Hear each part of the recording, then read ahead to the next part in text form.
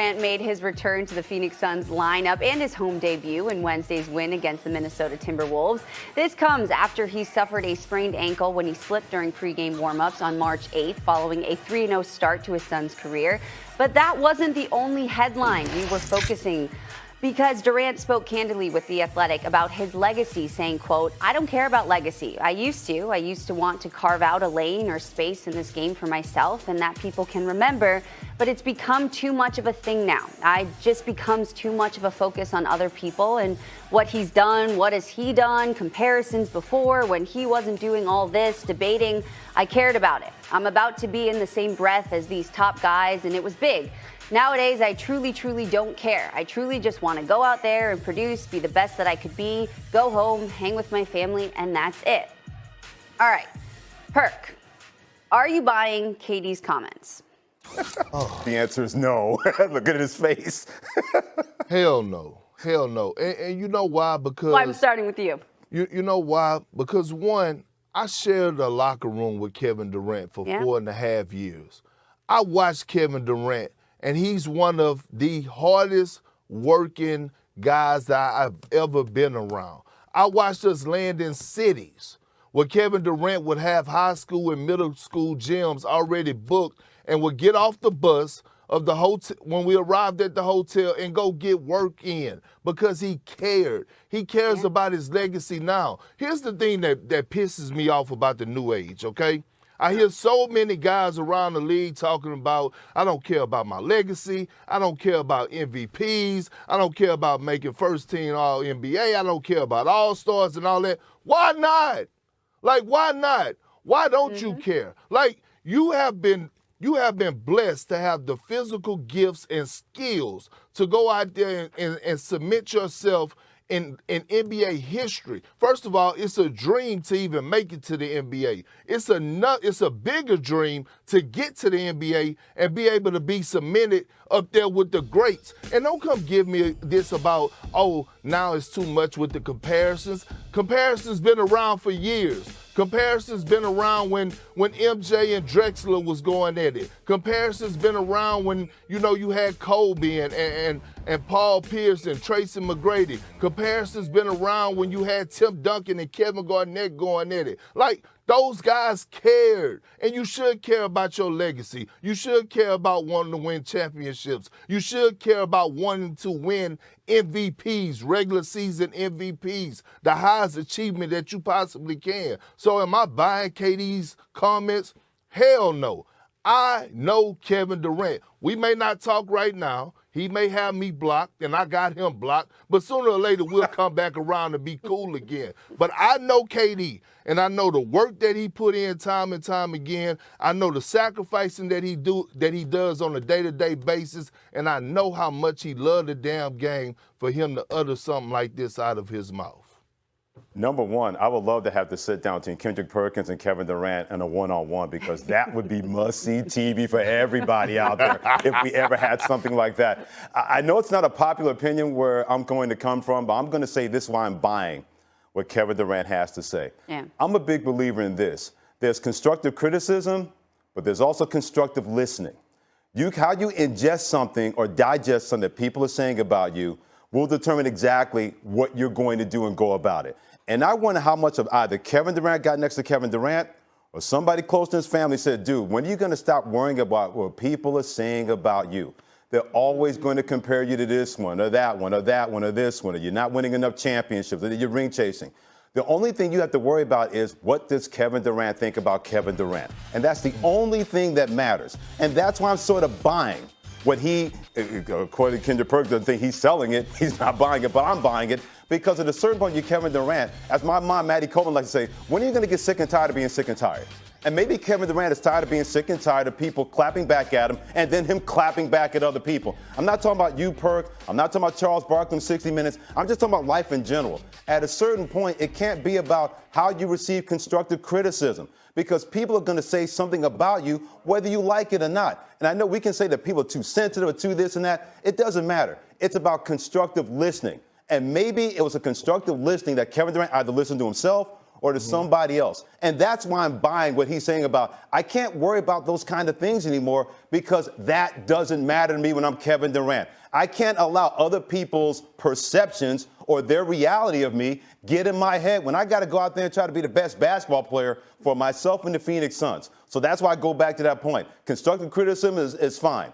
But constructive listening, I wonder how much of that finally got into the head and the space of Kevin Durant, where it's to put that stuff aside and worry about what can I do to be the Kevin Durant I was before I left Oklahoma City and started going to Golden State and other places as well. Guys, this hits me in a spot where I get a little riled up.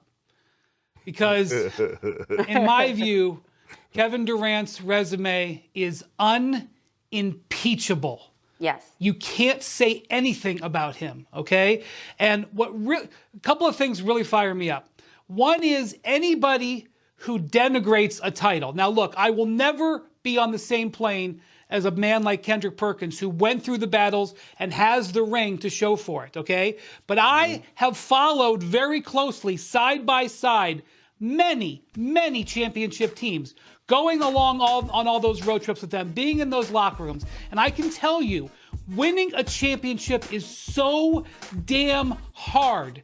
I absolutely refuse to listen to anybody say, well, if A or B or C or D didn't happen, or this one isn't as valuable as that one, or this happened, or asterisk or that. It's ridiculous. I can tell you, it's so important and so tough to do it that once you win a championship, you never ever have to say you're sorry. And when it comes to Kevin Durant, and anybody who tries to say that his championships are somewhat not whole, is bull bleep. Because I'm telling you, the 2017 championship, okay, when they beat the Cavs 4-1, that Cavs team was awesome.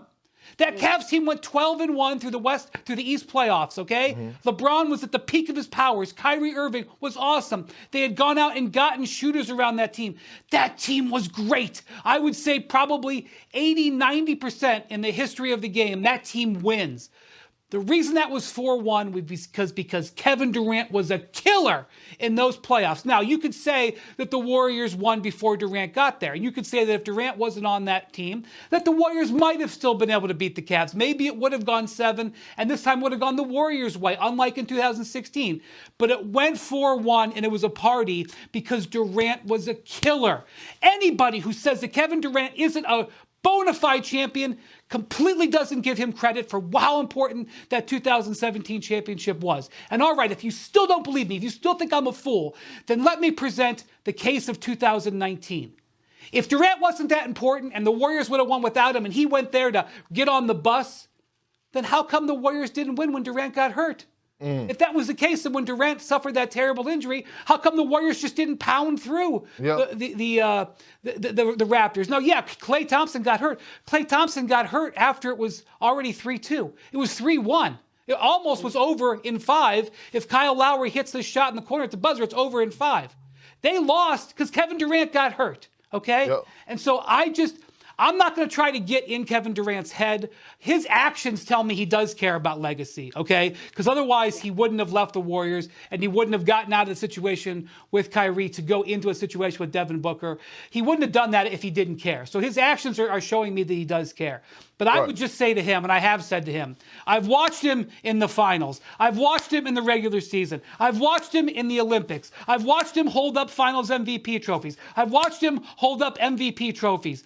He doesn't have to do anything to anybody to prove himself at all. Now, if he still wants to do it because he's a competitor, God bless you. And you absolutely can win with this Suns team. But he doesn't even have to answer this question. It's a ridiculous concept. Well, Wendy, I totally agree with you, and I love your fire this morning. So I'm all about this. Let me explain something to you.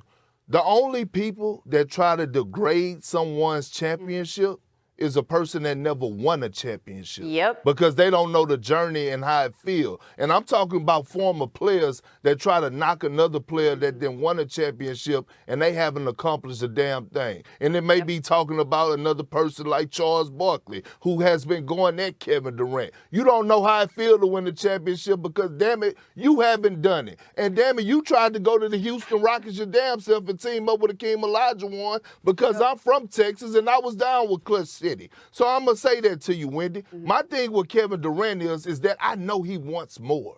And my thing is this. When you look at a guy like LeBron James, yes, he went down to Miami and he won 2 championships. But you know what he needed? You know what he needed to fulfill and to solidify himself was to go back to Cleveland and deliver in great fashion. And I think Kevin Durant feels that way as well. We're not going to take those championships away from LeBron James in Miami. We're not going to take those championships away from Kevin Durant in Golden State. We can't.